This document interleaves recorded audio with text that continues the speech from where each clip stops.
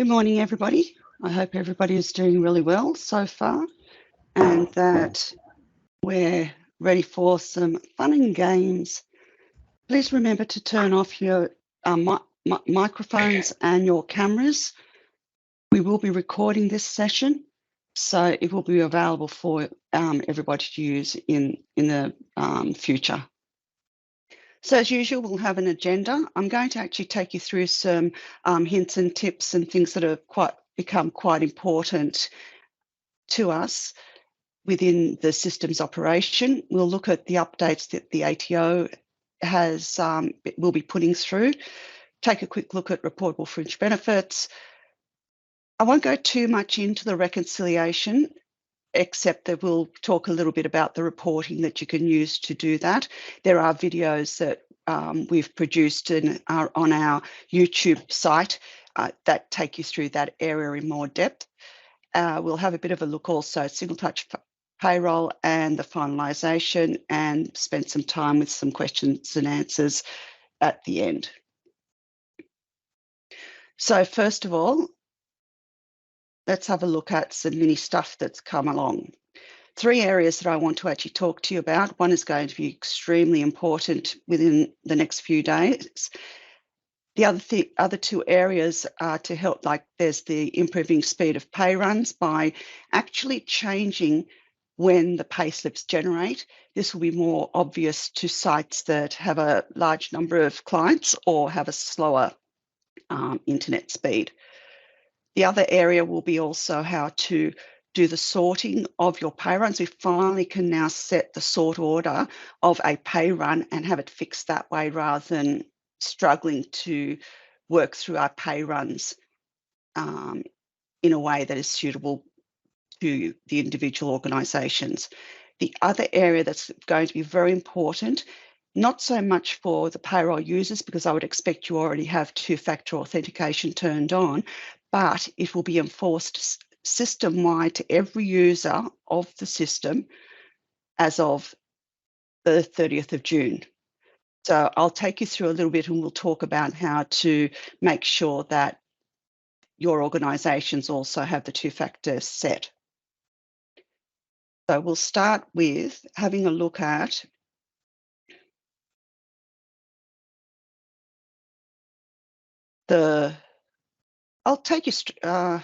I'll do the security stuff first. What's going to happen is in security preferences, you will no longer have the opportunity to manually turn on and off, enforcing 2-factor authentication.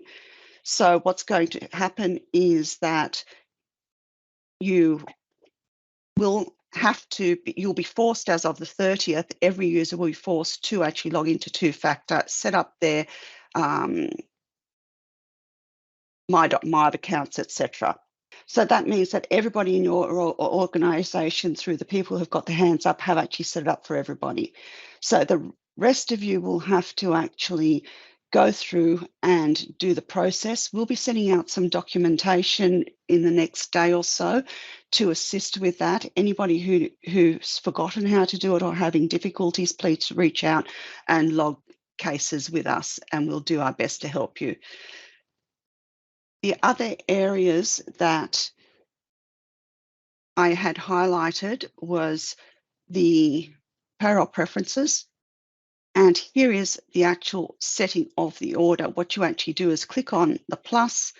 You can actually choose what data field you want to sort by, and you can do it multi-level. So you can actually pick department, and then after that, pick employee last name, for instance. So that's going to actually do it by department and then last name, and you can actually then sort this up and down descending. Save it, and then that will present your list for every pay run you create now in that order. The other area,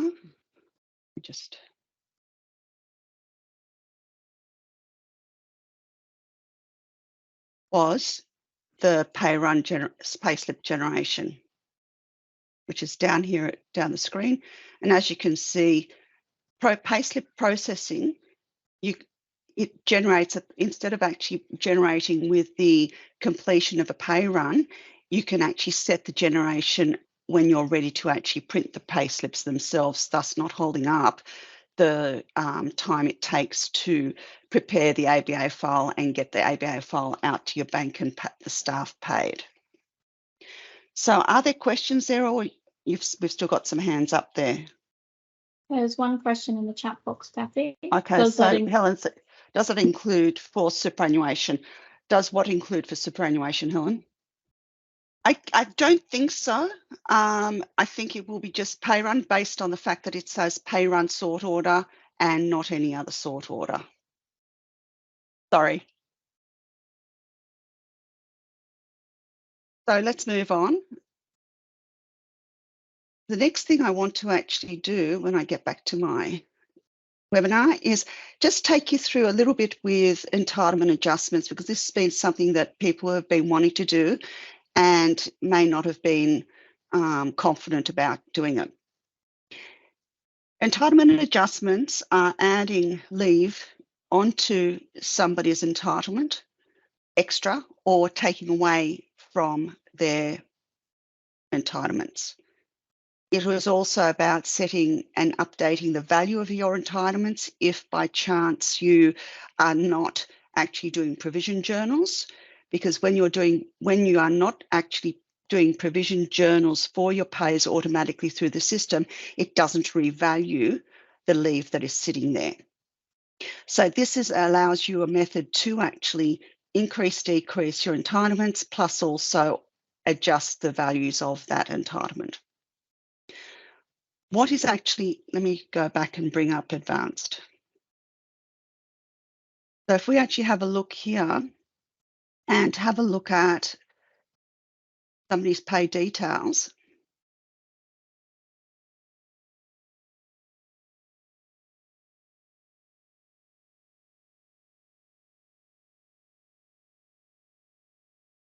what we can see here with entitlement balances is that Jenny has annual leave balance of 12 hours 66 accrued and 444 hours and ... earned. When we actually have a look at the history, she also has a value set against it. With advanced, what happens is that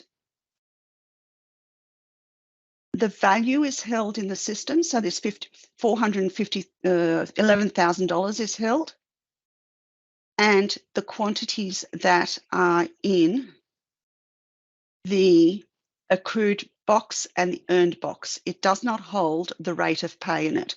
So we have to make sure that we're actually keeping that all aligned when you are not actually doing accrued provision journals. So when we have a look, what we can do when we do leave adjustments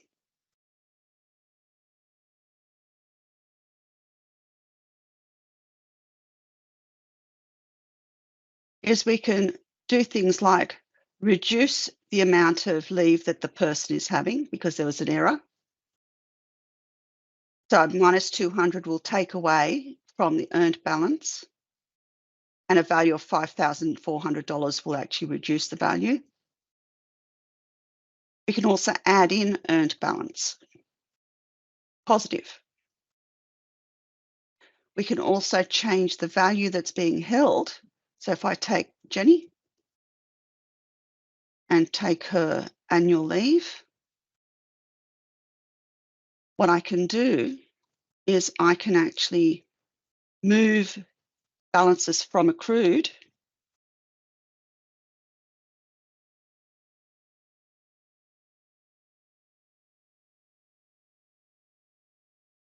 and move it to earned. So I'm just shifting it out of accrued and earned. And that's usually because what's happened is that adjustments went into her entitlements and they were put in as an accrued, which mucked up the overall balance of their entitlement and stopped accruing early. So there's those thresholds that happen. I've spoken about this a few times with a lot of our clients. So this is actually shifting it from one to the other. And what I did was actually put the wrong quantity in here. So let's go 21. So there's no financial change with that one. I can also choose whether I'm posting to the general ledger or not, depending on whether this is actually doing any postings. So if I was doing personal leave, the likelihood is that you are not doing provisions, so you don't want to actually have it posting.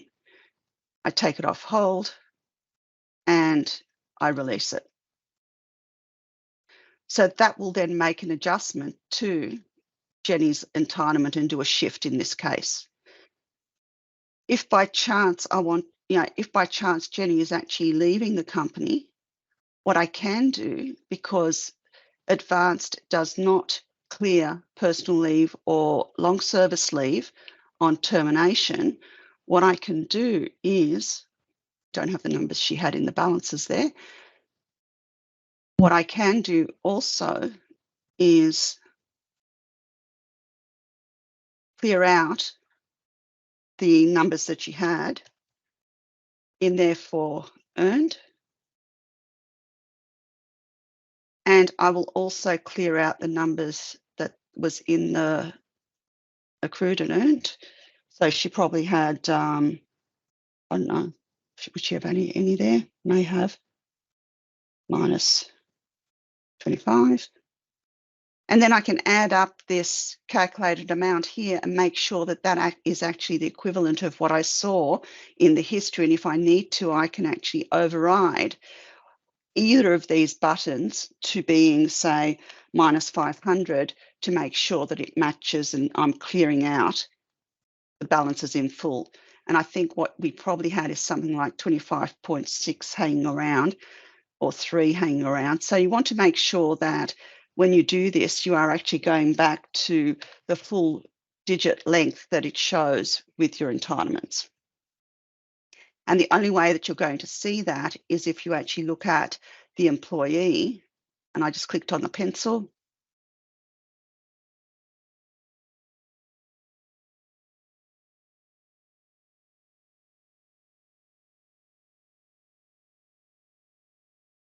And actually picked up from the entitlement balances, the exact numbers that are here.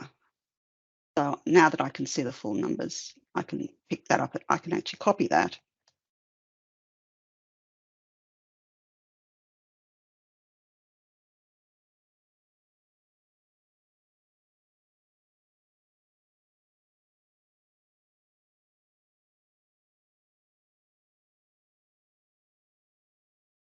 And remember to put my minus back in. So it allows, you want to grab the numbers from here and also check the value. I guess that was just a quick introduction. I'm going to do a video, I think, in more detail in association with that so that it's going to be available for everybody. All right, let's get on to advanced updates. So changes, we're going to 11%. We've got no changes to the tax tables, no changes to Medicare. There is a bit of a change to the WA payroll tax. There are some additional codings that have come in for working holiday makers for different ways of treating regarding tax. And I urge you guys, if you have any working holiday makers, to just check if you have anybody that should actually be in these new categories that are being created. The thresholds have increased, of course, for super. The study loan help thresholds have also changed and increased. And of course, also the ETP thresholds have increased as well. There's no changes that I believe there's been no changes made to the actual percentages this year. This all gets updated automatically by MYOB when they apply the compliance update. There's not going to be a version change. There's not going to be any issues with any customizations. It will just be added in and ready for July to use. If you date back any pays back to the previous year, it will pick up the old conditions. So the checks that are actually required to be done for the end of financial year are the usual. And most of these things now, as far as the employee details, company details, those parts of it are now very much controlled by MYOB when you're doing your single touch payroll submissions.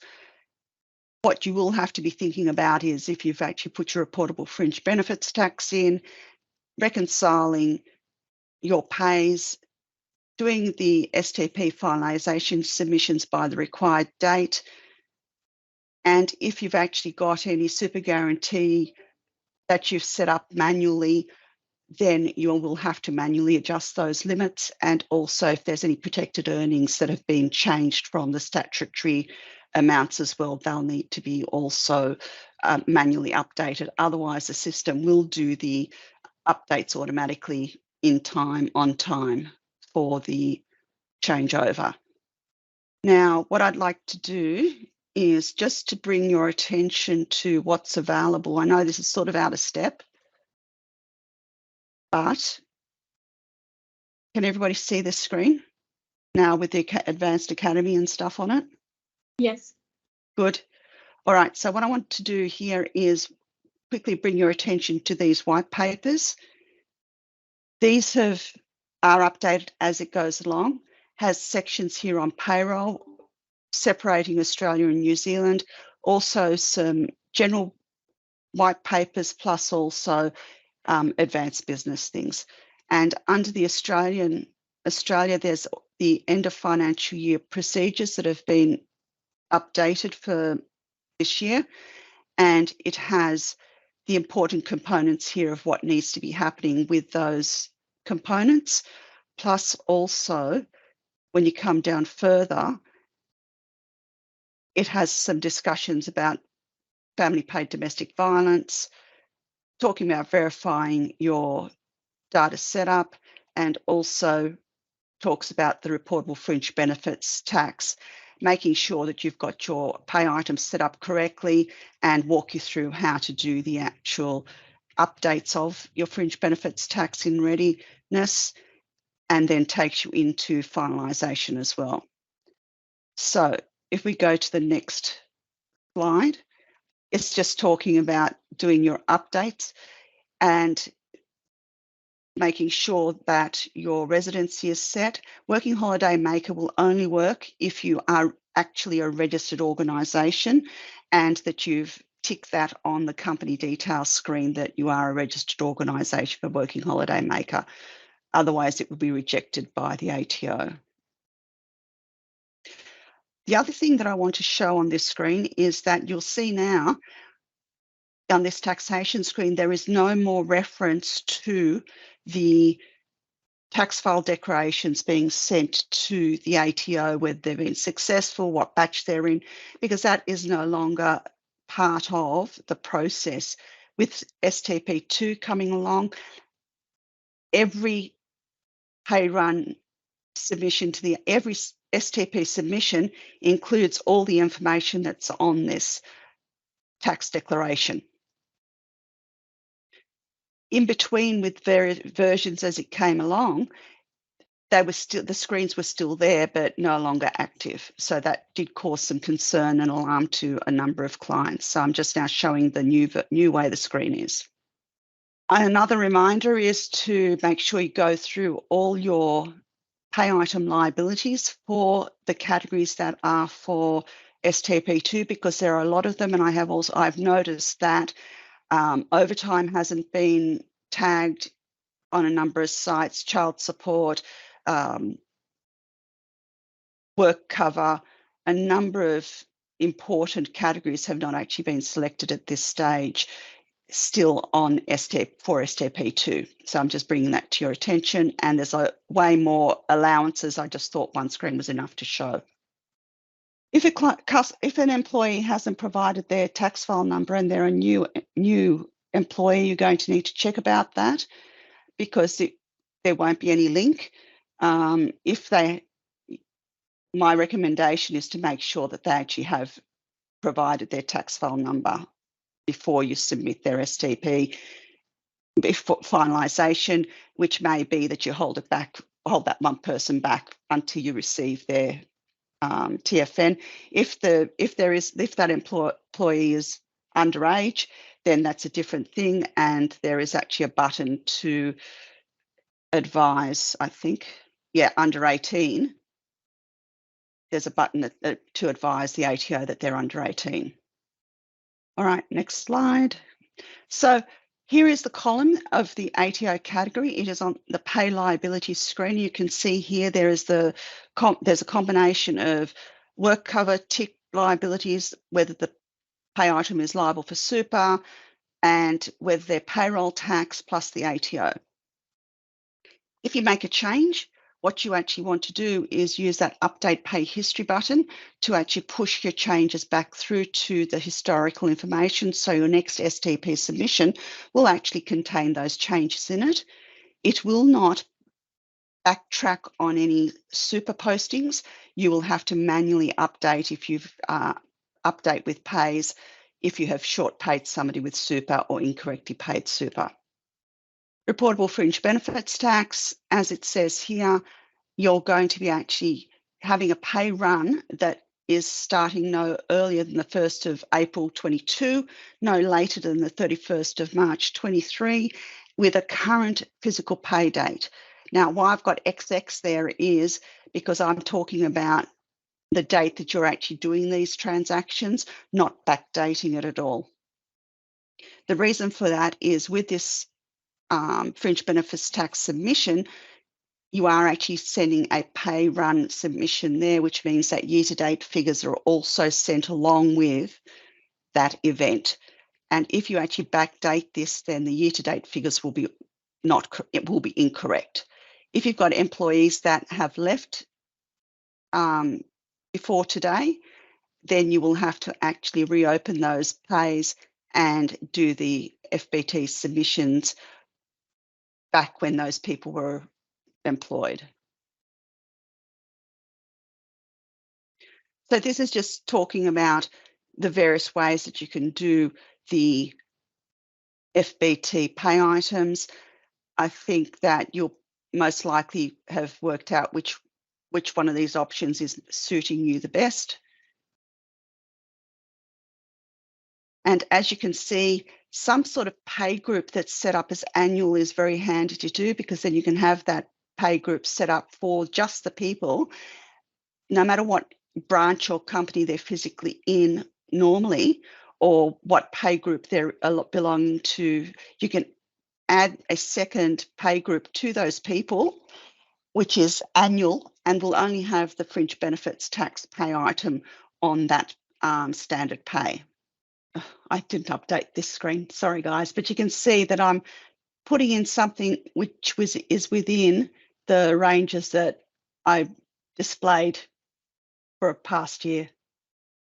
And it gets processed the same way as you would normally process the pay run. Reconciling your pays, I'm expecting that that's been happening month to month and you've been doing all your checks diligently. So I'm expecting that there should be no surprises that come into this 30th of June. And really, you would expect that your super funds are up to scratch and only have a balance in it at the end of year, what hasn't been paid yet for that quarter or that month. If when you're reconciling, if you're reconciling your wages payable account, it should be back to zero because you haven't opened a pay run as yet. So all those things you will have done checking for. So as through each end of month, you would be checking to make sure that there are no postings that are waiting to be processed. And before you do any before you reconcile, your leave entitlements are matching back to your provision account. And we've specially created a report which allows for you to check the provisions Okay. When we have a look at our reports, we have the entitlement valuation summary. Because we're checking back to the general ledger, we want to make sure every employee is included, and we will run it, no matter when you run it, you'll run it as the 30th of June, because that is looking at the payment date, 30th of June. And you will take the figure at the bottom of the report for the entitlements that you are actually doing provision journals for, and matching that back to the general ledger provision account in your balance sheet. Most likely you'll have annual leave, long service leave, not personal leave. You more than likely won't have any other sort of leaves that you're providing, possibly toil or any other sort of dollar value incentive, accrued based, work-based incentive. You can split it by posting class, you can split it by branch, department. It allows you to actually help with how to actually, depending on how your GL is set up. Superannuation. Your best bet for doing the superannuation checks is to look at the report, which is your pay activity summary. This allows you to run the full 12 months dates. There's a completed pay runs on here. Thank you. Well done. Yes. So at the top, it has the actual balances. So I'm expecting $8,000 sitting in the movement of the super for the year. Okay. So this is just a bit of a discussion about what happens with payroll and the linkages and how information gets to the actual postings in the general ledger, and what is the guide as to how it posts. I guess the easiest way is to read it. The pay items and the GL purpose are linked. Posting classes have the GL code and the GL purpose relationships to tell you multiple posting classes depending on what GL codes they want to go to. Repeat general ledger purpose codes for every posting class, and then employees belong to a particular posting class. So wages gets used, looks at the general ledger purpose of salary and wages.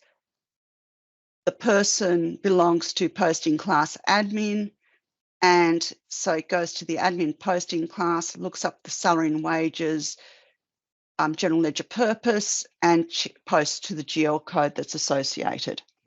The reports below do help with how to reconcile, and it's been very much an individual business by business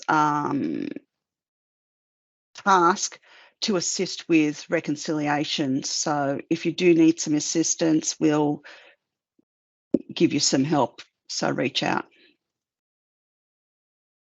And this is talking about provisions. So I think the main takeout that's been very prominent lately is that if you are not providing for your entitlements, then the system does not keep track of the actual true values of that entitlement in the system.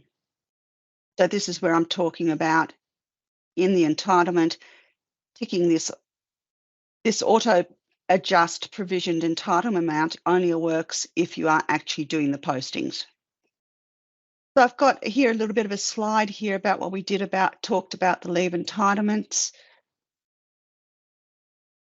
Just doing some reminders about how it works. And as you can see, it does the postings between the expense account and the provision account if you are posting to the GL. You do not need to change any of the GL codes that are on the line that you're entering in the bottom section. Talks a little bit more about the superannuation and expectations. Again, the main area to remember is that the postings during the pay run are taking the super out of the expense account, putting it into a provision account ready to be paid when you are processing to your clearinghouse. Any salary sacrifice, employee salary sacrifice should be posting direct using the general ledger purpose code for the provision account. If you have employer additional contributions, that should be pointing to the actual expense account because it needs to be expensed to be paid using the company's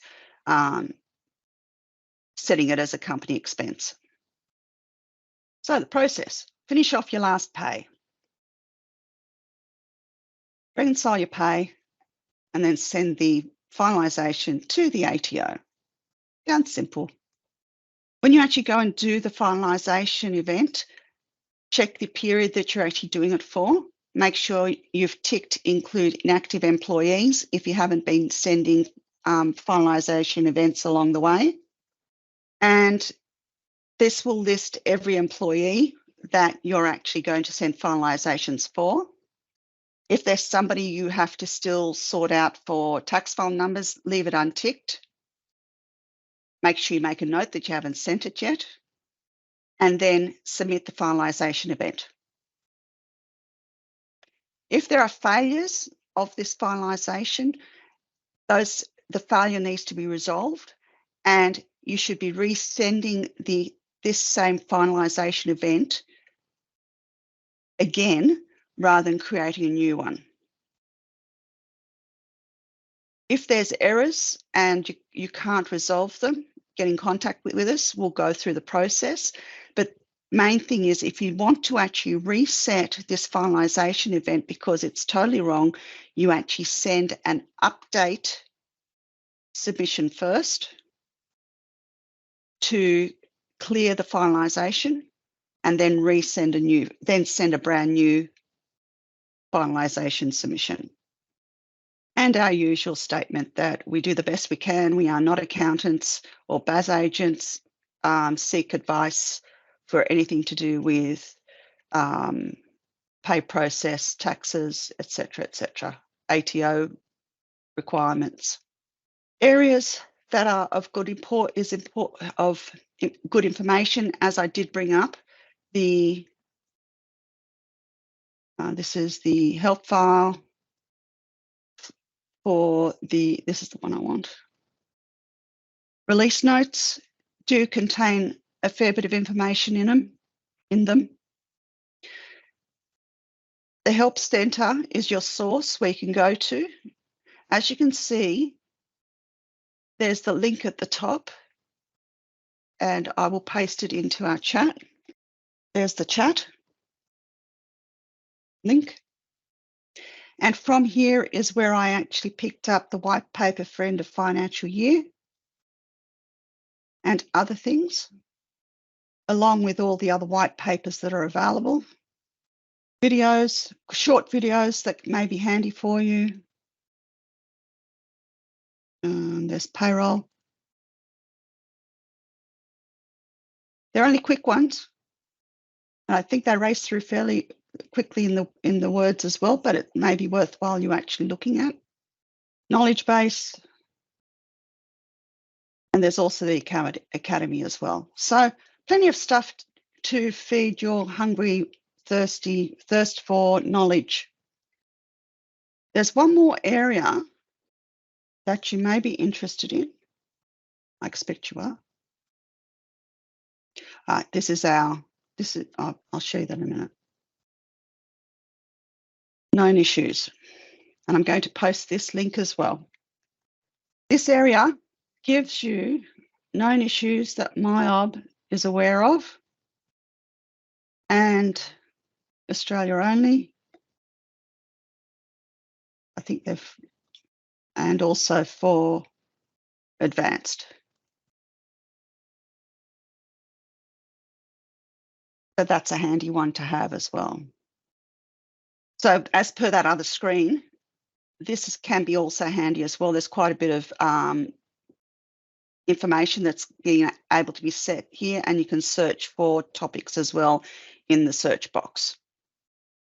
All right, now for the last bit. Anybody have any questions? Okay. So number one importance will be for you guys to go away and start making sure that the rest of your organisation is set up for two-factor, or get somebody who is in that position to do that, to get two-factor authentication up and running for everybody before it becomes a problem and stops people doing work.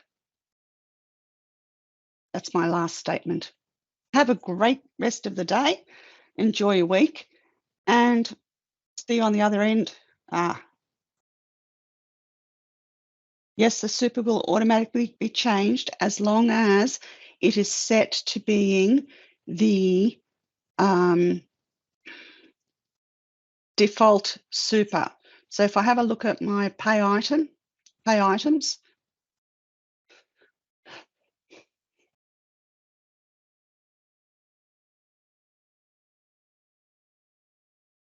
super guarantee, this is set to being, there's no override here, so the system will automatically change.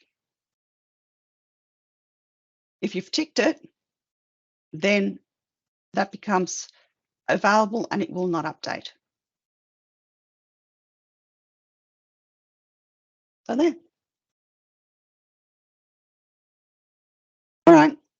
See you on the other side, guys.